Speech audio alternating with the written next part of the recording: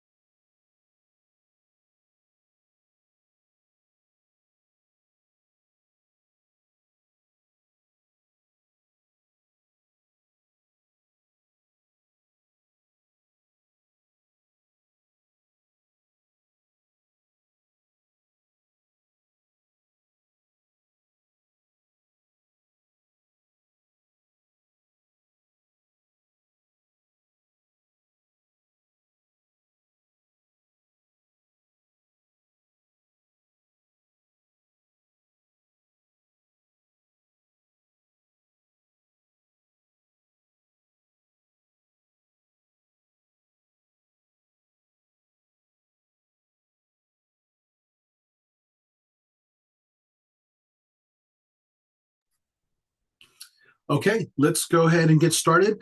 Hello again. My name is Cooley. I'm the Targeted Outreach Director for the California DFPI. Today's webinar topic, we're going to be talking about how to protect yourself from data brokers and data breaches. We have a very special guest speaker from the California Privacy Protection Agency, also known as the CPPA. Let's go ahead and jump right in. So a little bit of housekeeping here. Your cameras and microphones have been turned off for the duration of this webinar, but please use the Zoom's Q&A feature to submit your questions and comments. We do have a dedicated time at the very end to answer your questions. The views and opinions expressed in this presentation are those of the presenters. They do not necessarily reflect the views or positions of the DFPI. This presentation is for educational and informational purposes. This is not legal or financial advice. For more information, or if you want a copy of these slides, please use the email address below. It's outreach@dfpi.ca.gov. And also, part of a disclaimer, this webinar is being recorded. We will be publishing it to the DFPI's YouTube channel. I will be sending a follow-up email to everyone who registered for this webinar. And in that follow-up email, it'll have a copy of the slides as well as the link to the webinar recording on our YouTube channel. So a little bit more, I just want to talk about the DFPI. Who are we? What do we do? What is our role? The DFPI is California's financial regulator. Our purpose is to maintain a fair, healthy, and trusted financial marketplace for all Californians. We do this by regulating and enforcing a variety of financial laws on financial services, products, and professionals throughout the state of California. We also provide free presentations all throughout California, in person, virtually, and we do this to inform and to protect consumers and to prevent them from falling prey from frauds and scams. For more information, we do have a dedicated section on our website. It's where we publish our news articles, consumer alerts, a list of the different events we do, just like this. Please check that out. The link to that section of the website is dfpi.ca.gov/consumers. Okay. Just a little reminder here. The California Consumer Financial Protection Law, I know it's a long name. It's also known as the CCFPL. It was passed in 2020. It's 5 years old. And this financial law expanded the protections for consumers. It authorizes the DFPI to oversee, supervise, and register financial service providers that were previously unregulated. It also helps promote responsible innovation from emerging financial technologies, entrepreneurs, and organizations. It also increases the DFPI's public outreach and education to vulnerable populations. So to learn more about the CCFPL, it's 25 years old. We have a web page. You could learn all about the different protection it does. Also, if you want to read the whole legal the whole law itself. Go to the website there, dfpi.ca.gov/ccfpl. Okay, one more thing. Sorry, gotta just plug this thing because it's such a great tool. The DFPI offers free online financial education. It's open to anyone and everyone to use. It has courses and modules on things like budgeting, investing, retirement planning, paying for college, getting out of debt, estate planning, building your credit. Again, free to anyone and everyone to use. All you have to do is register on the website. The link to access this free online learning platform is dfpi.ca.gov/learn. Okay, with that, I do want to give a warm welcome to a special guest speaker. His name is Bryce. He's the outreach manager for the California Privacy Protection Agency. They're a fantastic partner of ours, and he's going to be talking about protecting yourself from data brokers and data breaches. Bryce, thank you. Welcome, and please take it away. Thanks, Ku. Appreciate the introduction. And yeah, always happy to partner with DFPI to help protect consumers. Today, the topic is protecting yourself from data brokers and data breaches. And so I'll go over a few items today. Next slide, please, which will cover personal information, how it is collected and used, and sometimes misused. We'll go over a new tool that Cal Privacy just launched called Drop, and how your California privacy rights can apply to Drop and how you can exercise them in other situations as well to protect your privacy. We'll give you some top privacy tips to keep your information safe. And finally, if any of your rights are violated, I will tell you how you can file a complaint with California Privacy Protection Agency. Next slide, please. So first, before we understand kind of how to protect yourself against data breaches and data brokers, we need to understand what is personal information. So personal information is anything that can be used to identify you as a person. And we have a few examples of personal information here on the screen. And in California law, there is a distinction between personal information and sensitive personal information. Sensitive personal information is actually a subset of personal information, so it's included in the category of personal information, but sensitive personal information has additional protections under the law, and we'll get into that in the next couple of slides here, but wanted to differentiate on this slide what's personal information or what's sensitive personal information. It's actually all personal information, but which items have the additional protection, right? So your social security number, driver's license, state ID, financial account credentials, your browsing, sorry, not your browsing history, your genetic data or biometrics, your precise geolocation data, and a racial, ethnic origin, citizen, immigration status. Those are all sensitive personal information. The other items you see on here, the name, email address, location data, purchase history, are personal information. So just keep that in mind as we go forward into the next slides here. So your California privacy rights. So your Californians have the strongest privacy rights in the nation, thanks to a law called the California Consumer Privacy Act. And that is overseen by the California Privacy Protection Agency. You have a lot of rights as a Californian, like I said, strongest in the nation. And so we've summed up a few of them here with this acronym that we call LOCKED. And I'm going to go through it really quick and highlight a couple of the really, really important ones. So they're all important, but there's a couple that are a little bit more actionable than the rest. So I will actually take these in twos. So for the L and the O, I'll actually start with opt out. So you have the right to opt out of the sale of your personal information as a Californian. And you can exercise this right either in the privacy policy of a business's website. If you go down to the bottom, they'll usually have their privacy policy there. In addition, sometimes you'll see a link at the bottom of the screen that says, do not sell or share my personal information, your California privacy rights. Look for some of that language.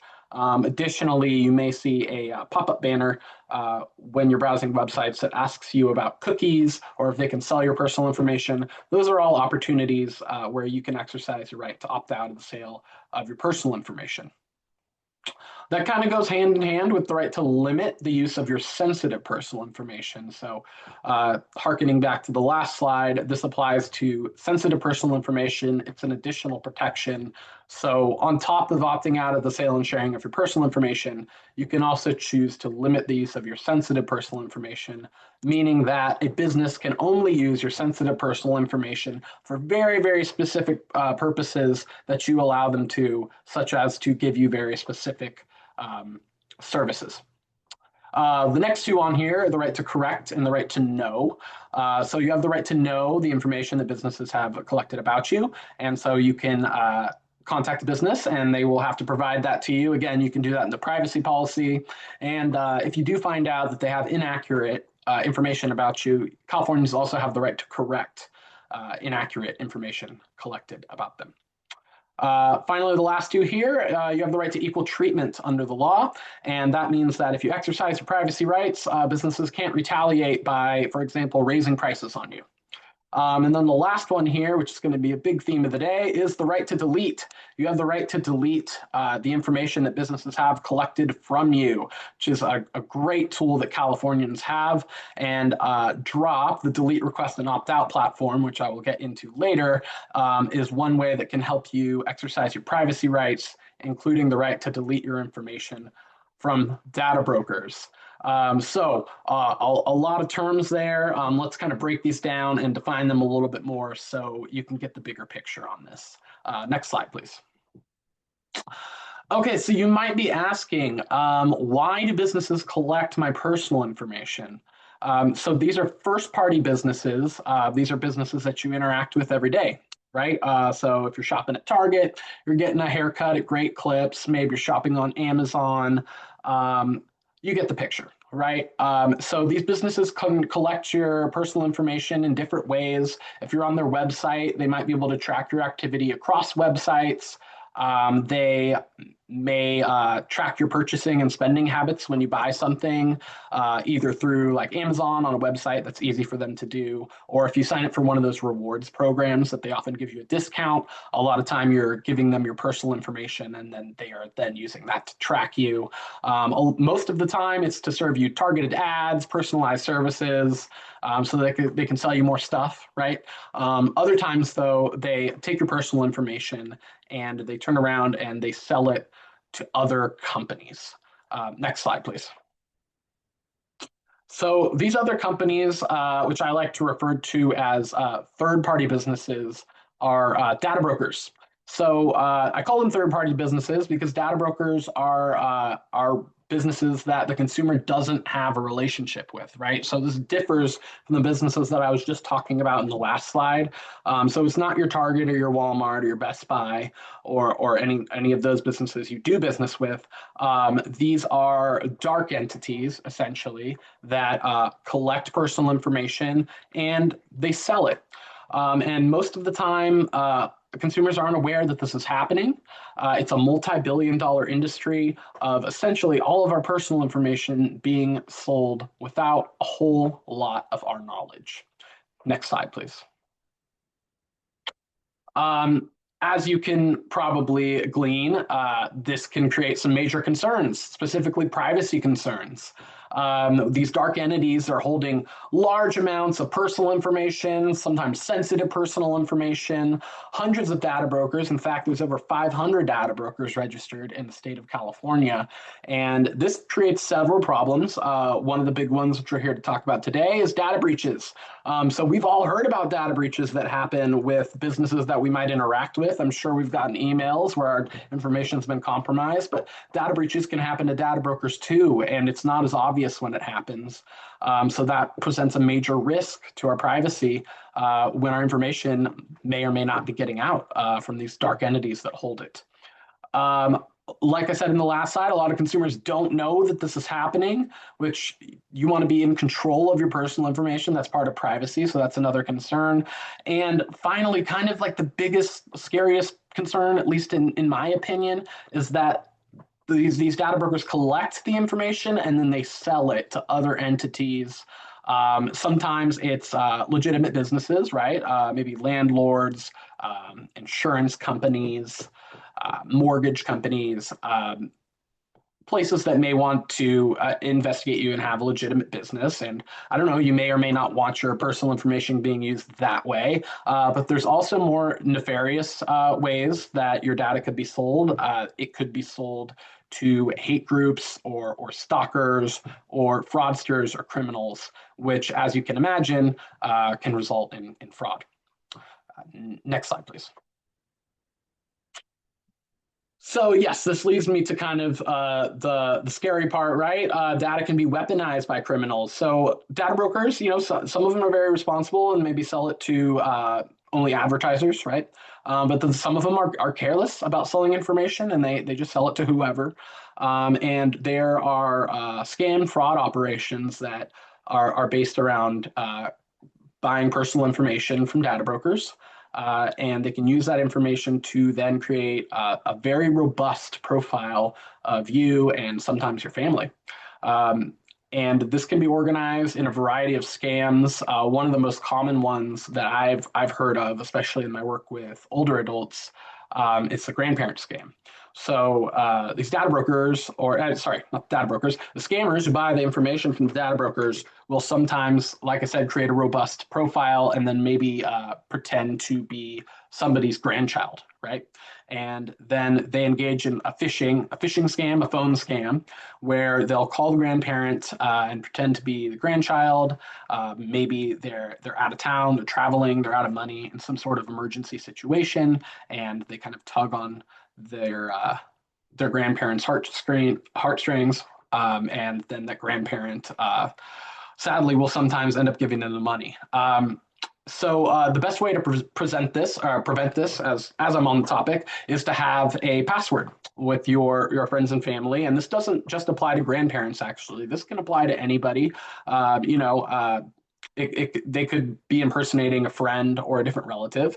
And so have a password. For example, like my son is really into Roblox. And so maybe my password would be Roblox.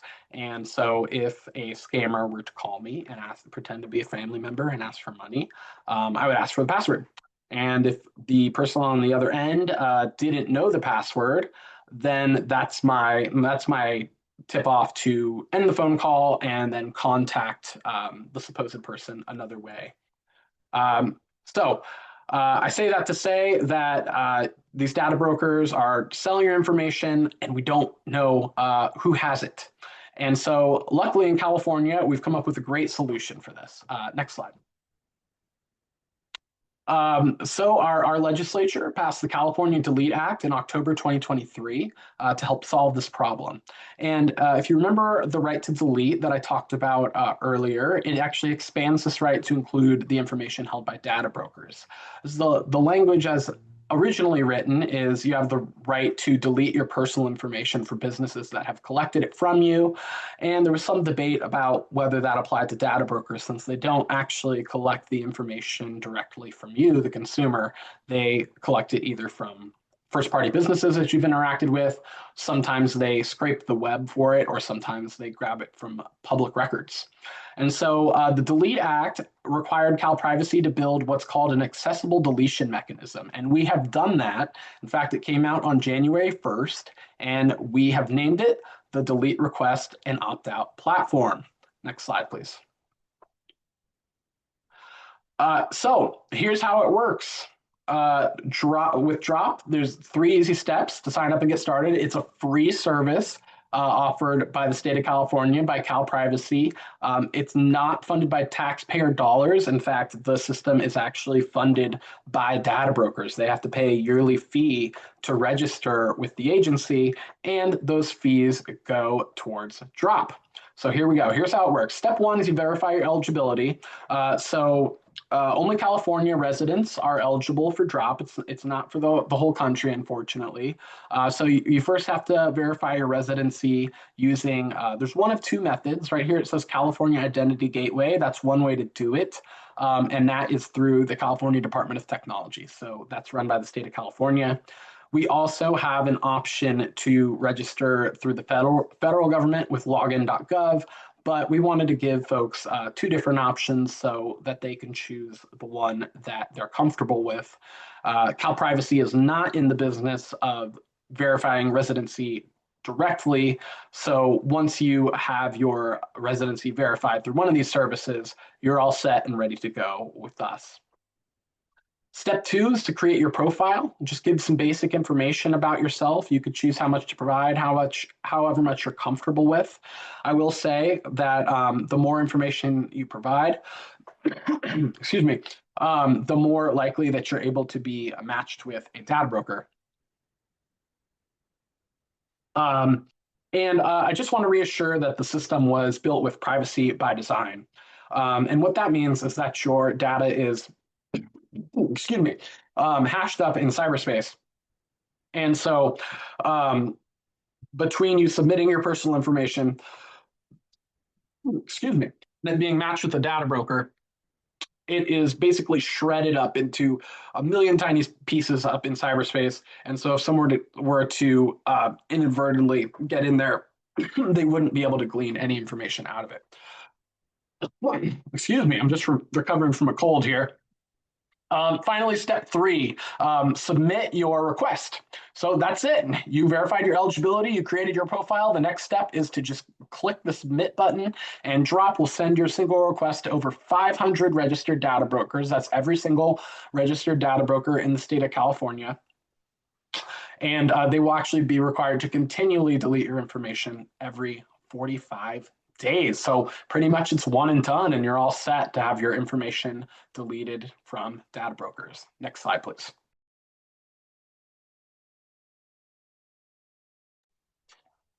Okay. So we just kind of went through this, so I won't dwell on this one for too long. But here's what the residency screen looks like. You have the two options here to verify with either the California Identity Gateway or login.gov. Next slide, please. Next up, create your profile. Here's some screenshots of it. You can see the basic information you put in there, your name, date of birth, zip code, email, and then it gets down to some nitty gritty stuff too, like your mobile advertising ID, your connected TV ID, your vehicle identification number. These are all optional fields, right? But like I said, the more information you put in there, the more the system can match you with data brokers. So really encourage you to try to get that information, and just rest assured it is safe with our hashing technique. Next slide, please. All right, that's it. It's as simple as that. This is what you see once you're done. You successfully submitted a request to delete your data, and you can always log back in if you'd like to check on the status of your deletion requests, or if maybe you needed to update some of your information. But if you wanted to, you could just do it this one time and kind of set it and forget it. Pending if you got a new phone number or new address, you'd probably want to come back in here and do it. But other than that, you're all set. Next slide, please. I do want to preface things by saying that the data broker deletions start in August of this year. So it won't be immediate. Data brokers do have until August to comply. After that, your information will be deleted every 45 days. And like I said, you can come back in and check your drop status and ID anytime, and you can always edit or add more information to your request. Next slide, please. All right, so if you guys are eager to get started here, you can sign up either if you scan the QR code there on your screen, or with that link there at the bottom, sign up at privacy.ca.gov/drop. Quick summary, we just launched the Delete Request and Opt-out platform on January 1st.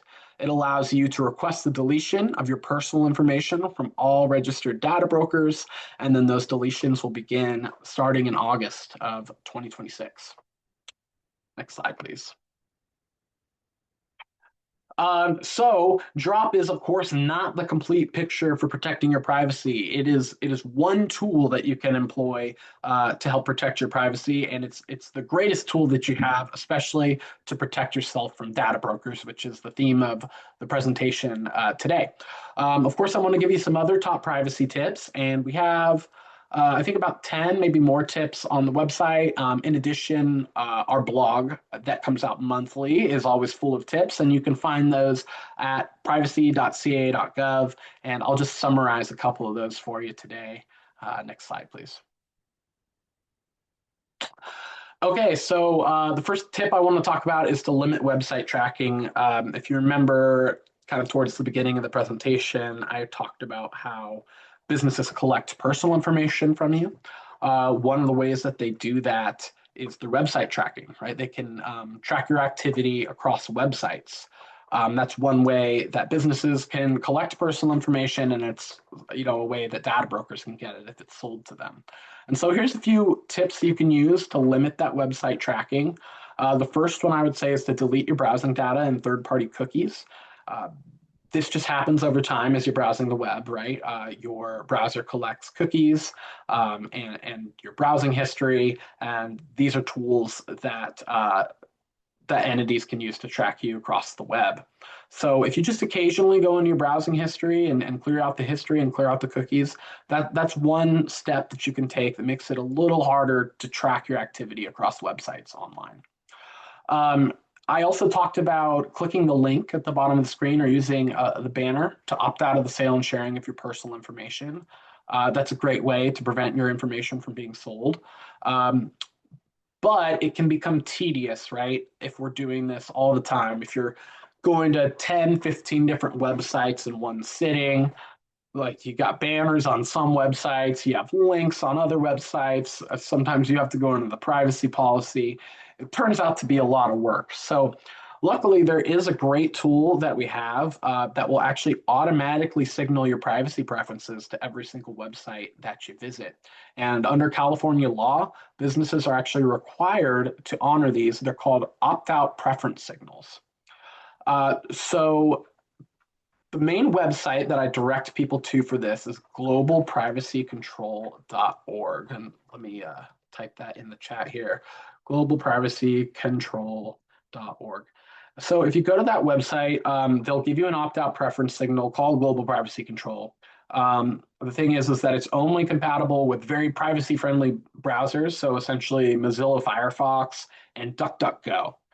Which are great, but people like different browsers for different reasons. I know that I like to use Google Chrome because I feel that it's faster sometimes.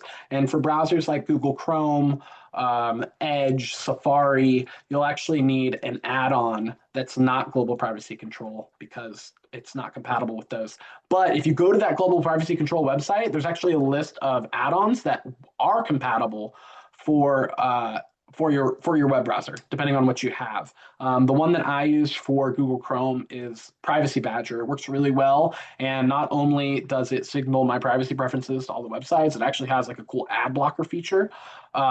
So I'd really encourage you to check those tools out. Just another great step to protect your personal information from data brokers and keep yourself safe. Next slide, please. The other item that I wanted to kind of preview is a limit mobile device tracking. I say preview because if you go to our website, like I said, we have really in-depth articles on all of these, including like device-specific instructions. And so I'd be getting really into the weeds if I gave you exact instructions for each device, but I'm hopefully going to give you kind of a big picture view of how to limit your mobile device tracking. And then if you want more information or very specific instructions, please go to our website at privacy.ca.gov. Every smartphone has what's called a mobile advertising ID or MAID. It actually may have a different name under Android. I think it's called IDFA, but essentially it's the same thing. You have an advertising ID on your phone. This advertising ID allows advertisers to track you and kind of share your information in different ways. So you can reset your MAID, kind of similar to like deleting your browser history of cookies, right? It's something that you would have to do occasionally to make it harder to track you. And there's different ways to do it on Apple versus Android. So please check out the article or do your own research on how to do it. But reset your mobile advertising ID from time to time. It'll do wonders for you. You also want to adjust your app permission settings. So you may notice when you download an app, it'll ask for certain permissions. For example, it might ask for access to your photos or your contacts or your location. And for some apps, that makes sense. For example, if you're using Google Maps or Apple Maps or something like that, you'll probably want to have your location on for that or it won't work, right? Even in that situation, though, there is an option to allow location only when using the app, which I would recommend. We don't necessarily need it to have your location when you're not using it, right? But there's other apps too. And I especially noticed like sometimes games will want permission to your will want permission for your contacts, your photos. So just be careful with, some of that stuff sneaks in there and you may not notice. So go into your settings, review your apps, and make sure that your permissions are locked in there really tight, and you're not giving people access to things that they don't need um, to make your device work. Finally, there is another tracking feature on your phone. They're called software development kits. And these are basically third-party trackers that are integrated with your mobile apps. It's just one more way that they could track you. And so you can actually turn these off on, I think specifically Apple devices have an easy way to do it called Apple Tracking Transparency. Maybe a little bit more difficult to do on Android phones. Like I said, go to our website, privacy.ca.gov. We have great tips on all of these, how to set strong passwords, use multi-factor authentication, and all of that stuff that will help keep you safe online. Next slide, please. So if your rights have been violated, the rights that we talked about at the beginning, locked, you can file a complaint with Cal Privacy. So go to our website, privacy.ca.gov/complaints. And from there, you can submit a complaint on any of the rights that we talked about. If a business refuses to delete your personal information or doesn't allow you to opt out of the sale of your personal information, if they maybe raise prices on you for trying to exercise your privacy rights. It goes beyond that too. For example, if a banner pops up at the bottom of your screen asking you about privacy rights and it's very confusing, that's something called dark patterns, and you can file a complaint for that too. So I feel free, or I encourage you to check that page out and kind of see the different things that might be violations of your privacy. And if you feel that your privacy has been violated, feel free to contact the agency, submit a complaint, and we do investigate. Our enforcement division does investigate every complaint. In fact, we've even had recent settlements that have resulted from consumer complaints. There is a company called Tractor Supply Co. That actually had a $1.3 million settlement for violating Californians' privacy rights, as well as injunctive relief. And all of that resulted from a consumer complaint. So we very much appreciate your complaints and encourage you to send them in so that we can take action on those. Next slide, please. All right, that's it. Thank you very much. I hope you learned a lot about data brokers today, how to protect yourself from them by using Drop, and how by using Drop and keeping your information safe can help better protect you against data breaches. I'll hand the reins back over to Ku for our Q&A. Awesome. Thank you so much, Bryce. Bryce, amazing speaker, also amazing presenter. We, the DFPI, we're a fan. We love to have our partnership with the Cal Privacy. Okay, so let's jump right into the Q&A. There has been a lot of questions coming in through the Zoom's Q&A feature. As a reminder, if you do have a question, please feel free to submit it. We're going to do our best to get to them. I did have a couple of questions that were emailed to me prior to the webinar, so I'm going to get to those as well. Let's just jump right into some of the first questions that were submitted. So first question, for opting out, do you have to do it every year? So no is the short answer, but there's two different ways that I would think that you might opt out. So one is kind of the typical way through the first party businesses that you interact with. And generally you would opt out on their website, right? You would opt out of the sale and sharing of your personal information by either clicking do not sell or share my personal information, using the banner in their privacy policy. Once you opt out of selling your information, there's no expiration on that request. They have to continue honoring that in perpetuity. Same thing with Drop. If you were to opt out or delete your information on Drop, that information is continuously deleted every 45 days. So in both situations, you only have to do it once. Awesome. Thank you. Our next question, I'm not going to read it verbatim, but I'm going to generalize it. Since our current federal government and DARPA or other agencies um, has stolen personal data, is there anything California can do to remove this personal information, or is it too late? So for the California Privacy Protection Agency, we are a consumer privacy protection agency, which means that we protect consumers by using our consumer protection law. We regulate essentially businesses to make sure that they're not misusing people's personal information. So that's our jurisdiction. We protect consumers against businesses. Um, Unfortunately, we don't have jurisdiction over the federal government. As far as what California can do as a whole, I think that that would fall into the Attorney General's office jurisdiction if they were to take action on that. But as for our agency, there's not a lot that we can do because our focus is on consumers and businesses. Great. Thank you, Bryce. Next question. Why can't we make all the online stuff where you have to opt in, not automatically where you are opted in and you have to opt out? Um, it's a good question. And I think you have some really good insight on this too, Bryce. Yeah, that's a good question because in fact in parts of Europe that is the law, right? You have to opt in. That's for the GDPR. Unfortunately, privacy laws in the United States have not really caught up to where they should be, frankly. We have no federal privacy law. California was the first state to create a consumer privacy law. And because of the laws in the United States, it kind of limits us in certain ways. Um, and so we're working there. We're working to get to be as privacy protective as we can. Right now, the opting out of the sale and sharing of your personal information is actually more rights than a lot of states have. And our agency actually has regulatory authority, which means that we can engage in rulemaking and we can fortify parts of the California Consumer Privacy Act to continue to make it better. But lawmaking and politics is always complicated and it's always an uphill battle. But as an agency, we're doing our best to get you the best privacy protection possible. And California's out there fighting for you, in absence of a federal privacy law. Awesome. Thanks, Bryce. I completely agree. And I understand the frustrations myself. Next question. It seems like a very simple question, but I'm going to break it out a little more to be a more comprehensive answer. So the question is, are data brokers regulated in California?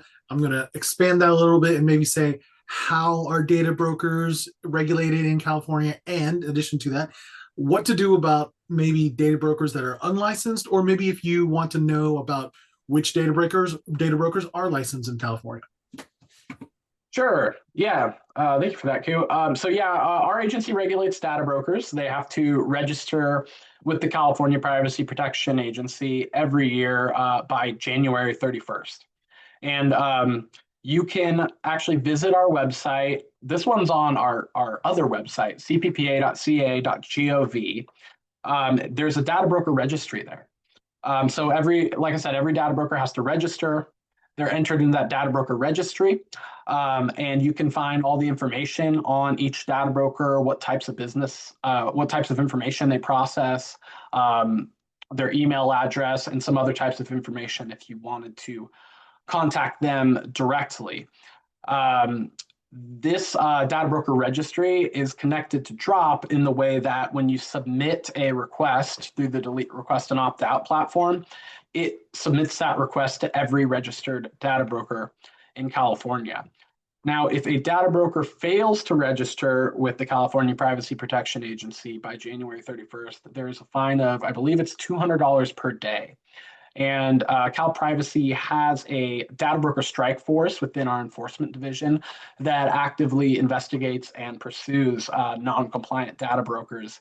And we've levied some pretty hefty fines against data brokers. In fact, there was even one data broker that agreed to close down instead of paying the fine. To answer the other question, as far as unregistered data brokers, we're always investigating that. If you are suspicious that there's a company that may be acting as a data broker that's not registered, that's something you could submit a complaint to us about, and we will investigate that. Awesome. Thank you so much, Bryce. Before we jump on to some more live questions, I'm going to hit up a couple of the questions that were emailed to me. First question: can I register for someone else? And I'm assuming they mean the drop. Yes, you can. There is a way to do that, especially, for example, if you wanted to register one of your kids, like if you want to register a minor, right? As an adult, you could do that. There's also a way, for example, to register a senior that might be in your care. So yes, those features are available. If you have someone in your care, dependent, something like that, you can register them for drop on their behalf. Awesome. Very cool. Here's another question. Can non-California residents register? I think you answered this during the presentation, but maybe they live outside of California. They want to register in California. I'm not sure. So yeah, so the short answer is that it's only available for California residents, and residency has a very specific legal definition, which I don't know off the top of my head, but it is possible to be a California resident and you're not currently living in California. I don't know if you're on vacation in Nevada for a year. I don't know what the exact, what all the nuances of that are. But the short answer is it's just for California residents. Cool. Next question. This comes from the live questions, and looks like people just keep submitting them, and we have plenty of time. So, as a reminder, if you still have questions, if you want follow up questions, put it into the Zoom's Q&A. We're going to answer as much as we can. This next question: when my social security number and other personal information was released or probably lost as part of a data breach, is it true that my information can never be removed from the internet or the dark web? So the short answer is yes, it is mostly true that if your information somehow gets onto the dark web, that there's no way to delete it or recover it. However, there are steps that you can take to protect yourself if your personal information has been compromised. So the FTC has an identity theft website. I think is it identitytheft.gov. That's right. I think I'm getting, okay, cool. Yeah. So if you go to identitytheft.gov, there's a list of steps that the federal government provides you that you can take if your identity has been compromised. For example, you can alert all the credit agencies to freeze your credit for a year. That's just one example. I do want to say, though, that I think Drop is a good tool if you're worried about your personal information ending up somewhere on the dark web. Data brokers will sell your information, some of them to almost anybody. And so that means that a criminal could potentially buy it and it could end up on the dark web. And so I would just encourage you to practice privacy the best that you can, even if your information's already been compromised. Check our website at privacy.ca.gov, follow those tips, use Drop, use an opt-out preference signal, and then if you notice weird charges on your account or any sort of fraud, go to identitytheft.gov and follow the steps there. Great. Thank you, Bryce. Next question. Why don't, and this might be a simple answer, I think we might talk a little about it, but why doesn't data brokers who sell information be prosecuted? Are they not liably criminal? So actually selling personal information is legal. These data brokers are operating legally, which is they're regulated, right? So the information is regulated. Not selling of any personal information is legal. If you do it in a regulated way by registering with the California Privacy Protection Agency and going about it through our guidelines, then you can. But there's certain protections on it, right? You can use Drop to delete your personal information from data brokers. There is actually, there is some people that want their personal information out there, and that could be because they want more accurate advertising. Like maybe you want to get those targeted ads, right, that show you, like I don't know what I need. You tell me what I need based on my personal information. Some people are like that, but that always comes with a risk, right? And the risk is that your information can be compromised through data breaches or other ways. So that's the reason that they're regulated. And essentially, it's up to the consumer to make sure that they are practicing privacy and exercising their rights and making good choices. Yeah, great answer, Bryson. And I'll add one more thing. Oftentimes, and I've done this before, just like what Bryce was saying, when you're signing up or downloading apps, it gives you a terms of service, right? Terms and conditions. And sometimes you just don't read it. And some of those terms and conditions say you're allowing us to collect your information and sell it.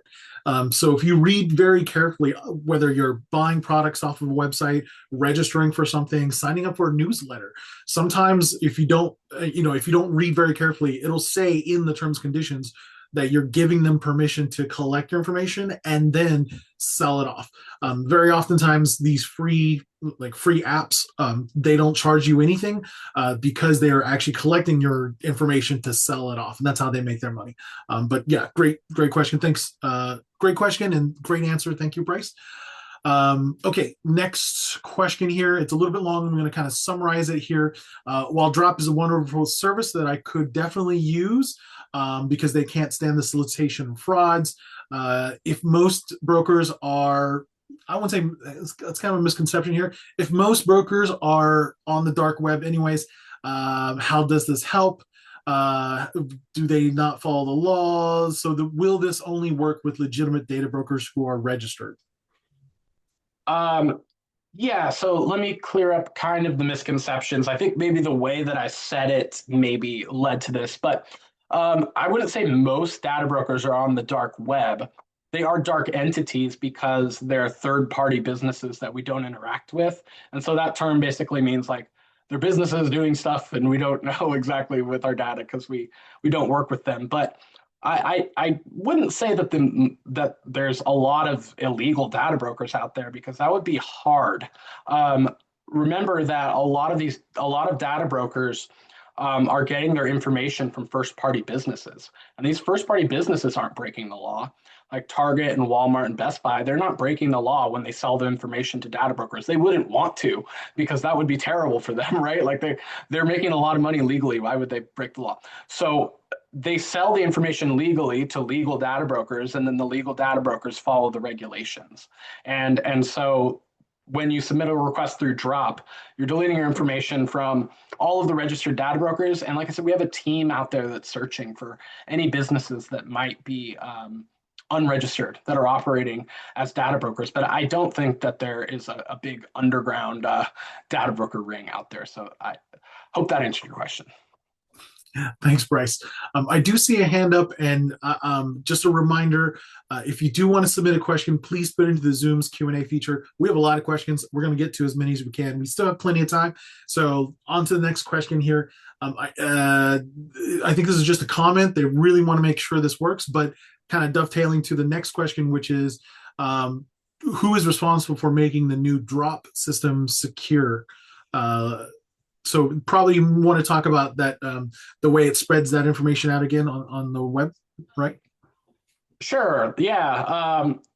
Well, at the very basic level. So the folks responsible for making it secure is the California Department of Technology. We contracted with the CDT and worked with them very closely to build the system using privacy by design. And I kind of touched on during the presentation of a method known as hashing. And so we don't store personal information in the way that it could be stolen if it was accessed. It's not like a list of, Bryce Avalos, Cal Privacy, email, phone number. It's not like that at all. So when you submit your information into the system, it's all scrambled up into little tiny pieces. I don't know if any of you remember the Willy Wonka movie where he gets like shrunken down. He's like shot up into cyberspace and chopped up in a million pieces. That's kind of what I'd like to compare it to, right? So you submit your information, it's kind of chopped up in cyberspace, it's matched with the data broker, and then the data broker knows this person has submitted a request and they're required to delete your information. But in that in-between space where there would be a concern, it's all chopped up so that nobody can really identify individuals.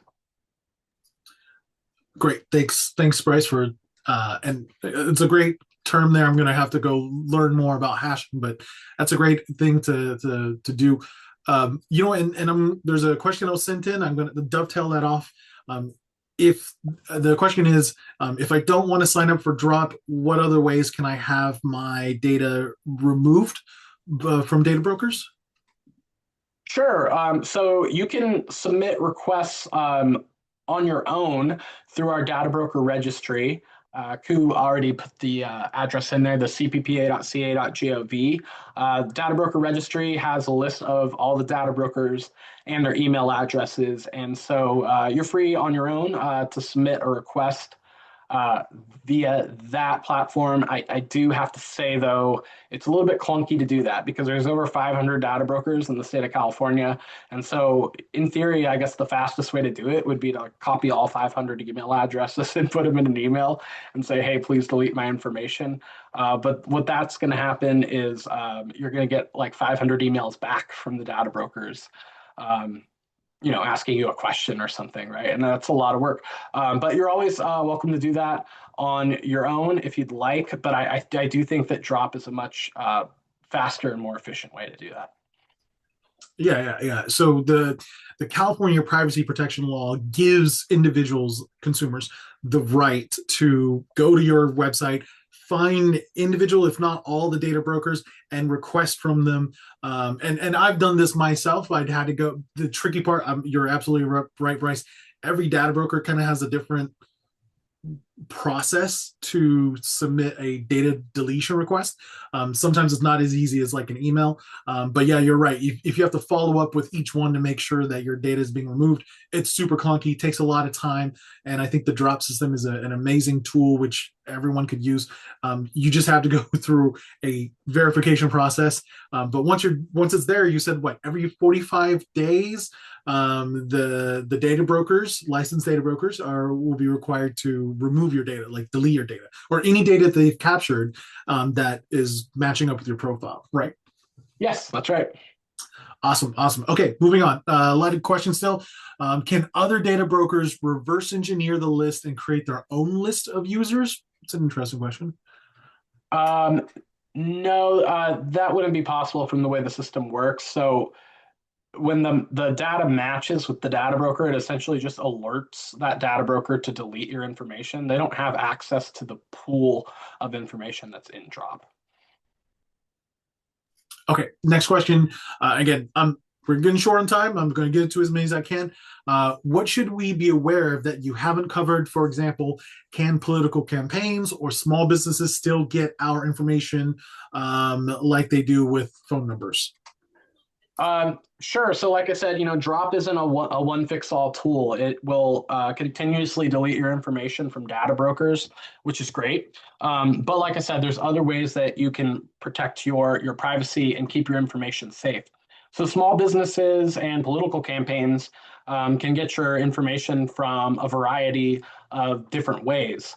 One of them is, like I said, tracking your activity across websites. So make sure to follow the tips on that to keep your stuff locked down. Another thing, which I also mentioned, are those rewards programs that you sign up for. Make sure you read the privacy policy or the terms of agreement on that. A lot of times they have hidden in there somewhere that they're going to sell your information. And then I would just say be diligent wherever you are with your personal information. For example, if you have like a public social media profile, that's fair game for any data broker, any small business, any political campaign can just crawl the web and scrape that information and use it. So data brokers aren't the only ones collecting information. Other businesses are doing it other ways, which is why you have to do more than one thing, right? You have to use Drop, use Oops, and then just use best privacy practices in general. And there's no perfect solution, but those are the best ways to keep your information safe. Awesome, thanks. This question's about AI. Is Cal Privacy able to take steps to protect us from this new emerging threat? So Cal Privacy deals with AI when it intersects with privacy. We just passed a regulation package recently relating to what's called automated decision-making technology, which is a subset of AI.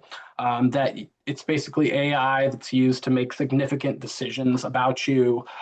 For example, if you're like applying for a job, sometimes it'll sift through job applications. If you're applying for a credit card, insurance, sometimes there's automated decision making technology behind that.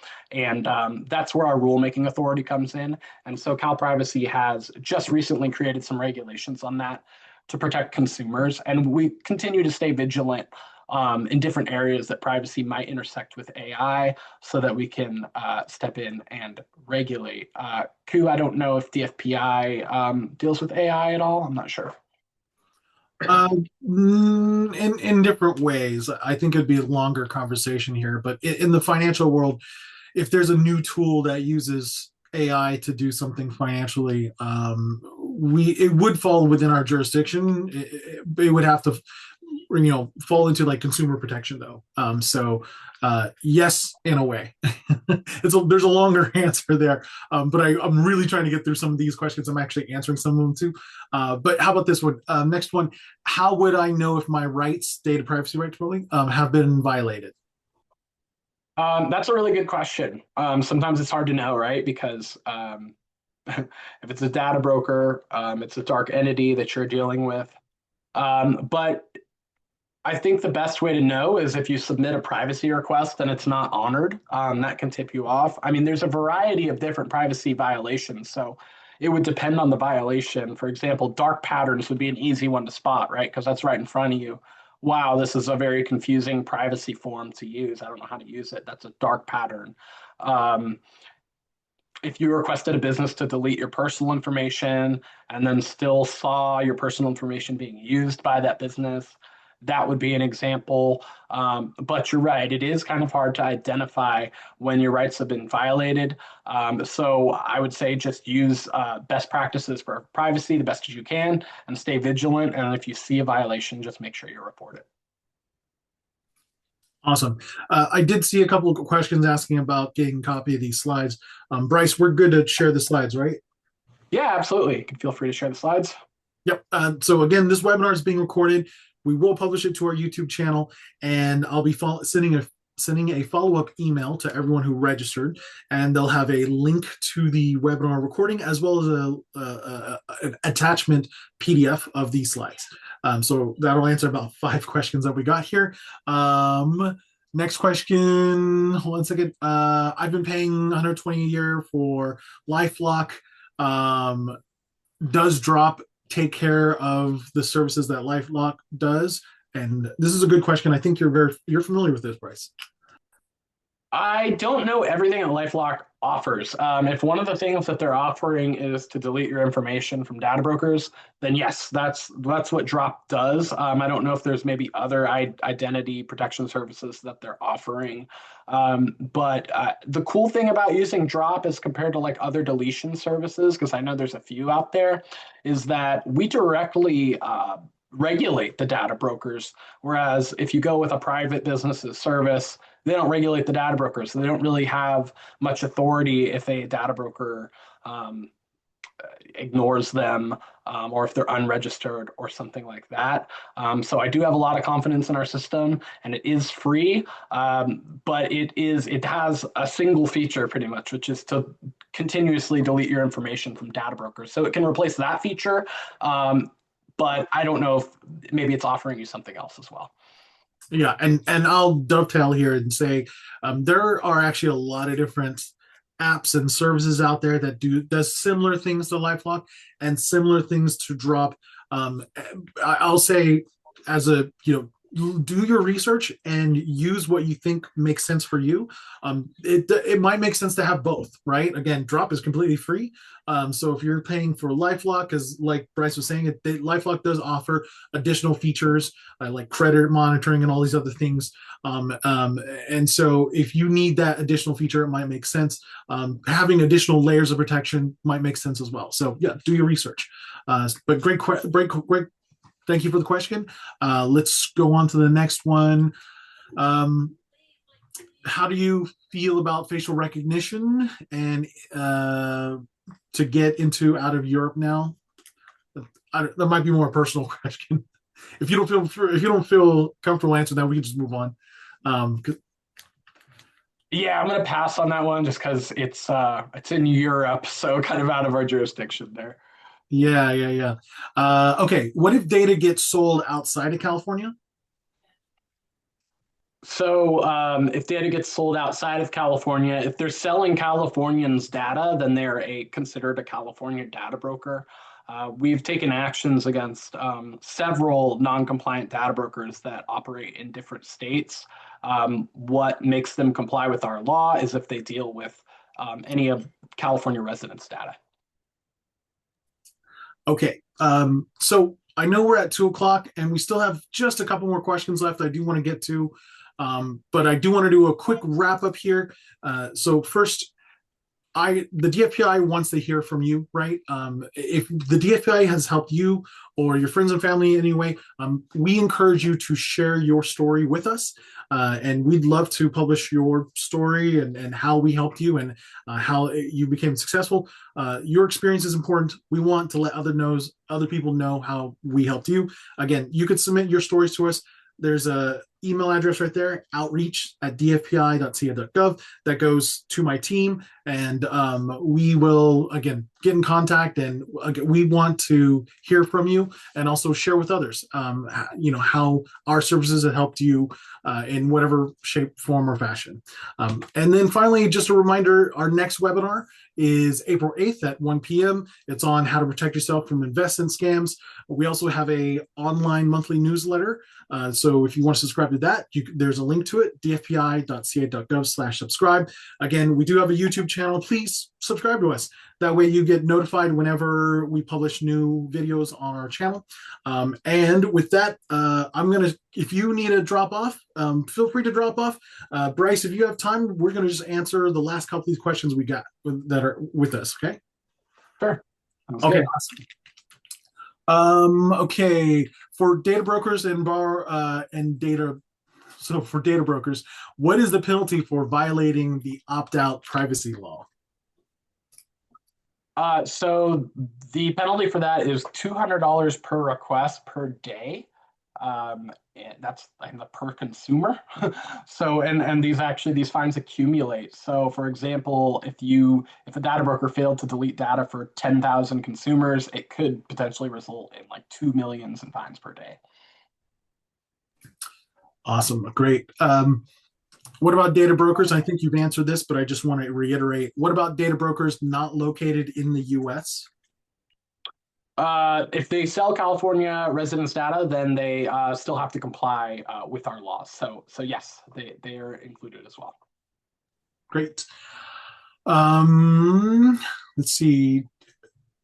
Do you have info on apps that claim they're able to remove your info from the dark web? Is that true? I don't really have enough information to answer that question. My instincts tell me that the dark web is by nature dark, and so that would be difficult to do, but I don't know. It's possible. Yeah, I'm not sure if you can have your data removed from the dark web too. It's one of those things where once your data is out there, it's incredibly difficult to get it removed and deleted. The best thing you could do is to protect yourself from like identity theft. That's the most common reason why scammers would want your information. They want to pose as identity theft. So protecting your own identity is the next step there. What is the best/least worst thing to do? I'll just keep it. What is the best thing to do when you delete all deletable cookies from your browser at the end of browsing session? When you do this, will you delete cookies remembering your privacy protection settings? So there's a difference between third-party cookies and first-party cookies. So third-party cookies are the type of cookies that you get on your computer when you're browsing across websites, and they're like tracking cookies and advertising cookies. So those are third-party cookies. So when you delete your cookies, I guess I should be more specific, delete your third-party cookies. Those are the ones that are tracking you. The first-party cookies are the ones that remember your password and privacy settings and stuff like that. Okay, last one. I know I'm leaving some questions on the unanswered. We had a lot of great questions, and thank you everyone for submitting it. I know there seems to be a lot of interest around data brokers, data breaches, but we just don't have time to answer some of these more, I want to say, technical, and some of them are very nuanced questions. So I'm kind of trying to hit those broad questions here. Here's one last thing I think is a good one. You said my data could be sold by a registered data broker. Is there any restriction on who they can sell it to? And could they sell it to scammers and criminals? So there is no restriction on who they can sell it to. And that's because they're not necessarily running background checks on everyone who sells it. I mean, it's kind of, I would just compare it to like a brick and mortar store. Like I'm sure there's criminals that buy stuff from Dollar Tree. It's Dollar Tree is not running a background check on them. It's so I think that's kind of where data brokers are, where it's like, oh, you're a person and you want to buy data, here you go, and they don't necessarily investigate who that person is. And just to be clear, they're not all doing that. Like I said, some of them have a specific business where they only sell to advertisers, but then there's other ones who just sell it to whoever gives them money. Yep, and thus I would iterate how important it is to get on drop, as well as do whatever you can to protect your personal data. Right, again, going on social media, putting your privacy settings to private. Right, a lot of different things that you could do. Definitely check out Cal Privacy's website, read up on some of those tips and tricks. With that, I know we've gone kind of long, but big thank you to Bryce, Cal Privacy, for coming on, talking about how to protect yourself. Big thank you for everyone who stayed and listened and submitted questions. You've all been wonderful. Make sure to subscribe and get register for our next webinar. With that, I want to say, again, another big thank you. Have a great day. Please, protect yourselves and protect others. Thank you so much. Goodbye. Thank you.